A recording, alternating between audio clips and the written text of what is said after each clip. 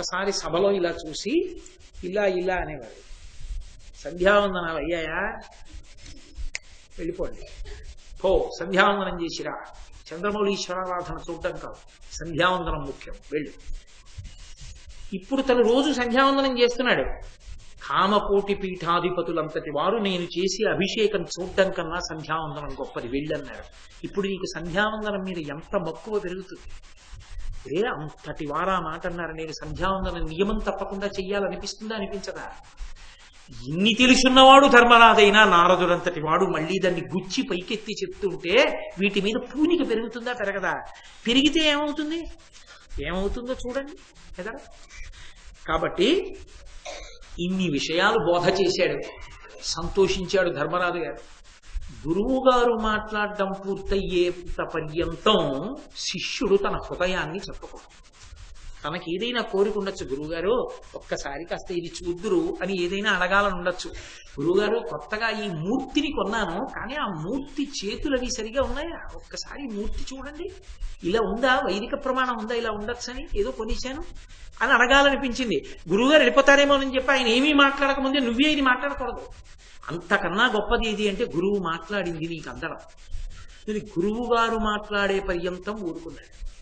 అన్నీ అయిపోయిన తర్వాత అయ్యా మయసభ అని ఒక సభ నిర్మాణం చేసి తెచ్చి ఇచ్చాడు మయుడు.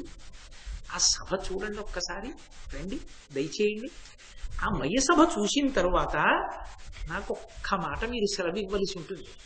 అటువంటి సభ ఇంకా ఎక్కడైనా ఉందా, అది నాకు చెప్పండి అన్నాడు. అదే నారదుడిని ఎందుకు అడగడం అంటే, భూమండలంలో ఇటువంటి సభ ఇంకొకటి లేదని చెప్తున్నారు. కానీ ఇంత గొప్పది కానీ ఇంతకన్నా గొప్పది కానీ ఇతర లోకాల్లో ఎక్కడైనా ఉందా, ఇతర సభలలో ఉందా? ఇతర సభలు కొన్ని ఉన్నాయి, వాటికి చాలా పెద్ద పేరుంది, వాటిని లోకం కన్నా సభ అనే మాట్లాడతారు. ఉదాహరణకి బ్రహ్మసభ, ఇంద్రసభ, వరుణ సభ, యమధర్మరాజ సభ, ఈ సభలన్నీ ఉన్నాయి. ఆ సభలు కూడా ఇంతకన్నా అందంగా ఉంటాయా, లేకపోతే వాటికన్నా ఇదే అందమైందా? ఒకవేళ చాలా అందమైంది అన్నాడు అనుకోండి, ఏమిటి వస్తుంది ధర్మరాజు గారికి? యశమునం అనురక్తియు ప్రకృతి సిద్ధ గుణంబులు సజ్జనాలికి. అటువంటి దాన్ని నేను పొంది ఉన్నాను అంటే, అటువంటి కీర్తి కలవాడను నేను అంటే, ఆ కీర్తి ఇంకా ఇనుమడించేటట్టుగా ప్రవర్తించాలి తప్ప ఆ కీర్తికి కళంకం వచ్చేట్టు ప్రవర్తించకూడదు. అది సజ్జనుల లక్షణం. అందుకు అడుగుతాడు, కీర్తి యందు అనురక్తి ఎందుకు ఉండాలి అంటే, తనకి తాను పరాకు చెప్పుకోవడానికి. తెల్లవారి లేస్తే ఇంతమంది గౌరవిస్తారా, చెయ్యొచ్చా, నేనెవరో చూడలేదని తప్పు, ప్రాణం పోయినా చేయకూడదు. కీర్తి దేనికి పనికి రావాలి అంటే, తనకి తాను పరాకు చెప్పుకుని జాగ్రత్తగా బ్రతకడానికి పనికి రావాలి. అందుకే కీర్తి యందు ఎవరికి అనురక్తి ఉంటుందంటే సజ్జనుడికి ఉంటుంది. అందుకే సజ్జనుడైనటువంటి వాడికి కీర్తి యందు అనురక్తి ఎందుకు ఉంటుంది అంటే, ఇంకా ఇంకా తను వృద్ధిలోకి రావాలని. అంతేకాని ఎవరో 10 మంది వచ్చి చాలా గొప్పవాడి అన్నారని ఎంత కీర్తివంతున్నో నా జీవితాన్ని ఆదర్శంగా తీసుకోండి అని చెప్పుకోడు. అలా చెప్పుకుంటే ఇంకేం, అలా చెప్పుకోకూడదు. తను కీర్తివంతున్నవ్వాలని ఎందుకు కోరుకోవాలంటే, తను సజ్జనుడుగా బ్రతికి బట్ట కట్టాలి. ఆ కీర్తి ఇంకా ఇనువడించాలి అంటే తాను ఇంకా మంచి పనులు చెయ్యాలి అని కోరుకోవాలి.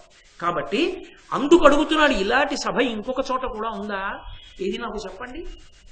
నారదుడు ఎలా చెప్పగలడు? అఖిలలోక సంచారి, ఆయన అన్ని లోకములకు తిరగగలిగిన వాడు. ఎవరిని ఏదడగాలో వాళ్ళని అడిగితే చెప్తారు.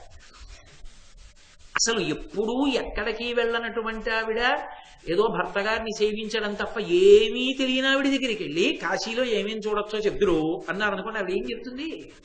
ఎవరో తీర్థయాత్రలు అస్తమానం నిర్వహించేటటువంటి ఒక ప్రత్యేకమైనటువంటి బృందానికి నిర్వాహకుడైనటువంటి వ్యక్తి ఎవరో ఒక ఆయన ఉంటాడు. ఎప్పుడో 32 మందిని తీసుకుని ఆయన తీసుకెడుతూ ఉంటాడు తీర్థయాత్రలకి, కాశీ రామేశ్వరం ఏదో లిస్టు పెట్టి.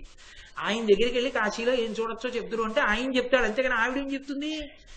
ప్రశ్న అడిగినప్పుడు సమర్థుణ్ణి అడగాలి, ఎవరిని అడగాలో వాడిని అడగాలి. వాడు చెప్పలేడని తెలిసి కూడా అడగడం రెండింటికి తాత్కాలం. ఒకటి, ఎవరిని అడగాలో ఎవరిని అడగకూడదో తెలియనంతగా నీలో ఆర్తి పెరిగిపోతే అప్పుడు అడిగేస్తాం. అయ్యో వీడిని అడగచ్చా అడగకూడదా అని లేదో కొడుకుని అప్పడిగినట్టు. కాబట్టి లేకపోతే భార్యని పోపులు పెట్టిలో ఉన్న డబ్బు అప్పిమ్మని అడిగినట్టు. అది ఒక పరిణతికి చెందినది కాదు. 2, అవతల వాడిని అవమానించడానికి అడగాలి.